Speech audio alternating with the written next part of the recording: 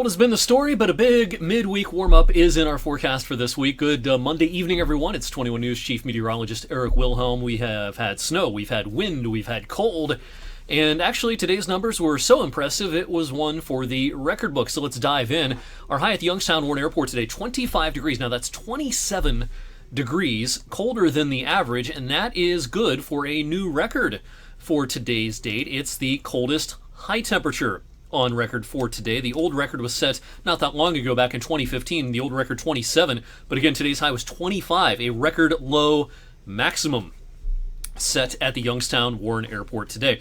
And actually, I did a deeper dive into the record books, and 25 is the coldest high temperature on record for any date from today through the spring season. We hit 25 at a later date twice, but it's never been 24 or colder for a daytime high this late in the season. Pretty ridiculously cold out there today, and when you factor in the wind, which was gusting over 30, at least at the airport, for a good chunk of the day, the wind chills have been mostly in the single digits. Hey, it's late March. April's starting in just a few days. We also had some snow flurries and even a few legit snow showers out there today. Now, a lot of this did not really stick to much, but did reduce the visibility pretty drastically here and there, especially early to mid-afternoon today. We did not have any snow squall warnings in our region, but there were several snow squall warnings issued by the National Weather Service, kind of like a severe thunderstorm warning for snow squalls. And unfortunately, these squalls over in Pennsylvania led to a pileup that led to at least 3 fatalities between Harrisburg and Scranton. I believe it was along I-81 in east central parts of the Keystone State. This hilly terrain in central and in eastern PA, this is famous, or infamous, I guess I should say, for problems whenever we have these convective snow showers, and unfortunately some loss of life with a big pileup out there today. Look at this in the west, a little liquid gold here falling in California, where it's been bone dry since the start of the year. They've had rain in San Francisco down to Los Angeles, some thunderstorms in the mix as well, and actually some rain getting out towards Phoenix and Flagstaff and the Grand Canyon area, heading up towards Salt Lake City as well. All good news for them. Back here at home, let's check in on our seasonal snow totals. We picked up about 1.5 inches at the airport yesterday, mostly in the morning hours, bringing our seasonal total up to 58.3. Now, this is still shy of average by about 5 or 6 inches, but it's about 5 or 6 inches more than we had through today's date last year. We had 53.6 through March 28th last year. How about some good news? Sure, it's been freezing cold over the last couple of days, but spring is continuing to make its march northward. The leaf out, if you will, in other words, things starting to bud and bloom a little bit, occurring at least a few days ahead of schedule in a lot of Ohio. Depending on where you are across our area, you may not have seen much of this lately, but some things are starting to green up and bloom just a little bit, and that process will kick in a little bit faster when we have some warm days, or warmer days, coming up. Things were put on pause, certainly, over the last couple of days and into tonight with temperatures returning to the teens. So again, record territory will be a possibility for tomorrow morning. We set a record low maximum today, a record low minimum, or just kind of a traditional record low, if you will be a possibility tomorrow morning. The record 15 at the Youngstown Warren Airport. That record also dates back to 2015. Yeah, there could be some 13s and 14s in some of the colder spots tomorrow morning, but it's going to be a sunnier day tomorrow. It's not going to be as windy. We're not going to have snow tomorrow.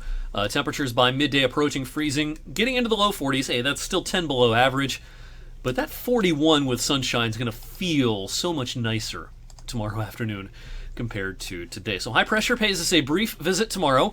Fair amount of sunshine across eastern Ohio tomorrow. Clouds building to the west. Those clouds will increase towards evening. Now, tomorrow night as this warm front pushes in, this is going to be pretty low impact because of the time of day it's coming and because of the duration. But I think there is going to be some sleet and even some freezing rain for a couple of hours in the middle of the night tomorrow night. So 2, 3, 4, maybe 5 in the morning. So night owls, very early risers, might have to watch for some slick surfaces. But overall, I would expect impacts from this to be pretty minimal for most people. And as we head off to work and school Wednesday morning, by daybreak, this stuff's gone. Maybe a rain shower as Wednesday, the daylight hours get underway. But the frozen stuff is pushing away. So again, I'd expect low impact, even though we might have a couple of hours of sleet and freezing rain around the area. Then the big story is going to be how warm it's going to get Wednesday afternoon. We're going to go from sleet and freezing rain at 3 in the morning to temperatures 12 hours later in the mid-60s. A great afternoon coming up on Wednesday with a mix of sunshine and clouds. It'll be just about as warm on Thursday, but this will be a little bit of a different day because we have a chance for a couple of showers, maybe even a gusty thunderstorm in some spots. And speaking of gusts, even independent of any thunderstorms on Thursday, a general gusty wind will develop as this low really starts cranking up on Thursday. And you see what's happening behind this front Thursday morning. Already some snow showers breaking out. Another batch of pretty cold air is heading our way behind this front for Friday in the start of the weekend. Not as cold as the current air mass, but still kind of unseasonably cold for the start of April. April begins on Friday. No April Fool's joke. Some flurries will be possible. No higher than about 41 a day after reaching the mid and upper 60s, both Wednesday and Thursday. As we head into the weekend, quiet start to the weekend on Saturday. Cold start Saturday morning, approaching 50 in the afternoon. Clouds will increase. Maybe a rain or a snow shower Saturday night into Sunday morning. Would expect the weekend weather to be low impact at this point.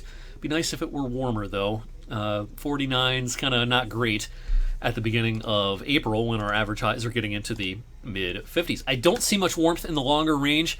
We're going to have occasional bouts of a day or two where it warms up, but generally speaking, looking out into the first half of April, I don't see much sustained warmth. I don't see an 80-degree day coming anytime real soon.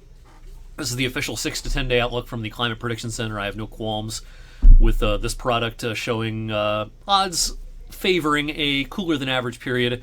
Not crazy cold, not like today, not days where it's 27 degrees colder than average, but still not exactly a balmy early April pattern. We'll get an updated April forecast your way on weather for Weather Geeks later this week. I would expect April to be closer to the average temperature-wise than March has been. March will probably go into the books as about 3-ish degrees warmer than average. Our number will take a hit, certainly, after today and tonight's temperatures, but we should still come out in the wash for March as about 3-ish degrees warmer than the average. All right, Weather for Weather Geeks is done tonight. I'll see you back here on Tuesday. If you follow me on Facebook, hang in there. I know my page has been inactive since Thursday. I'm having some technical difficulties with my Facebook page and accessing it and posting on it, hoping to have that resolved this week. So thanks for following me on all my social media, not just Facebook, but Twitter and Instagram as well. I'm posting more on Instagram this week with Facebook, my Facebook kind of down for the count, but again, hoping to have that fixed at some point this week. Have a great night, everyone. I'll see you back here on Tuesday.